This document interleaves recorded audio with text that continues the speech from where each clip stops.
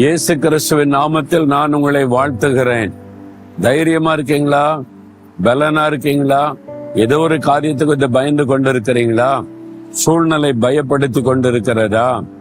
வேத புஸ்தகத்துல கிதியோன் என்கிற ஒரு மனிதன் இருந்தான். பயந்த சுபாவம் உள்ளவன். எதிராளிகள் தன்னுடைய வயல் நிலங்களை அறுவடை பண்ணி கொண்டு போயிருவாங்க. அதனால பயந்து அவங்க வர்றதுக்கு முன்னால அவசரமா அறுவடை பண்ணி கொண்டு போய் சேர்த்தரணும்னு அறுவடை பண்ணி கொண்டிருந்தான். எதிராளி வந்துருவாங்களோன்னு அவனுக்கு பயம். ஆனா அங்க தேவதூதன் நின்றான். நின்று என்ன சொல்லுகிறான்?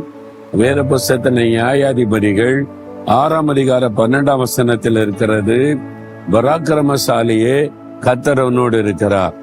இவர் பயந்து கொண்டிருக்கிறார். ஆண்டவர் சொல்றாரு, நீ பராக்கிரமசாலி. ஏன் தெரியுமா? பராக்கிரம செய்கிற கர்த்தர் உன்னோடு இருக்கிறார். இன்னைக்கு உங்களை பார்த்து ஆண்டவருடைய வார்த்தை சொல்லுகிறது, நீ பராக்கிரமசாலி.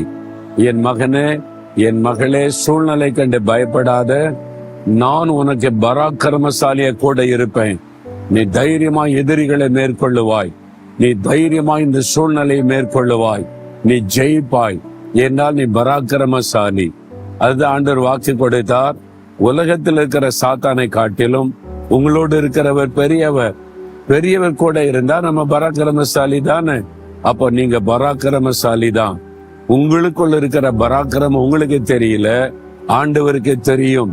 உங்களை கொண்டு பராக்கிரமான காரியத்தை செய்ய போகிறார். இன்னைக்கு விசுவாசிங்க, அற்புதத்தை காப்பீங்க. இயேசுவே, என்னை பராக்கிரமசாலியாய் மாற்றினதற்காய் ஸ்தோத்திரம். நான் அற்புதங்களை பார்க்க போகிறேன். சூழ்நிலைகளை மாறப்போகிறது. இயேசுவின் நாமத்தில் ஜெபிக்கிறேன். ஆமேன், ஆமேன்.